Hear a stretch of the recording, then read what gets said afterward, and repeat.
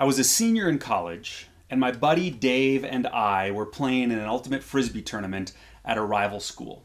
Now, we were in the middle of this long point with turnover after turnover after turnover, and in the middle of that point, Dave and I glanced at each other from across the field.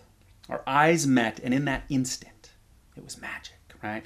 Dave was on the right sideline, and he had the disc, and I was on the left sideline. And right after our eyes met, we both knew exactly what to do.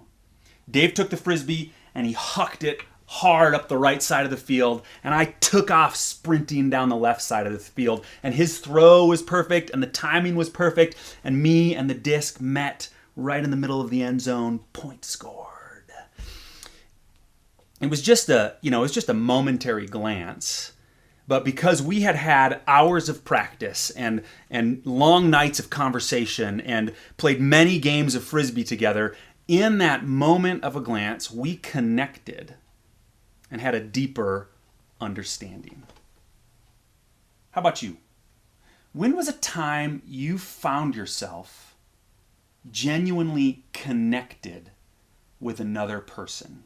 Maybe it's something silly like me on the ultimate frisbee field, or maybe it's something deeper where our relationship goes to a new level of honesty and authenticity. Either way, when you really connect with someone, you find yourself going to deeper levels of relationship and understanding and connection.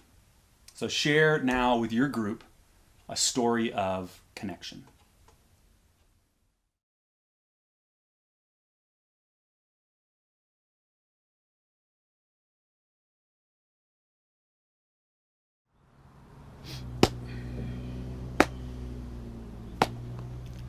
Hey, I want to show you my brand new baseball glove. Tell you why I got this. It's not that the Rockies are going to take me. I got it mainly because I've got a 13-year-old grandson who lives here with me and Darlene and our daughter Laura. And we like to play baseball together. And we're pretty close. We're good buddies. In fact, a little slogan that we've got around our house, one that I used for years with my son. We've always been the minority, we guys, we men. So even on this mug that Jaden gave to me a few years ago, it's what we say together all the time. We guys need to stick together. We guys need to stick together. Of course, I like to stick together with the girls in the house as well.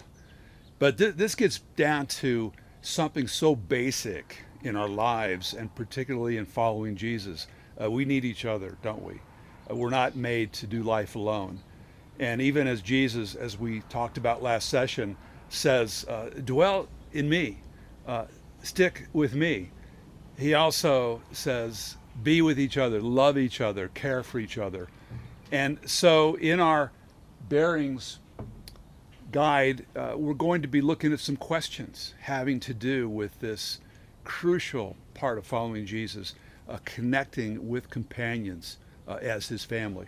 So if you look at page 14 in your Bearings guide, you can see those questions about being connected with God's family and where you experience that, what sort of obstacles you face.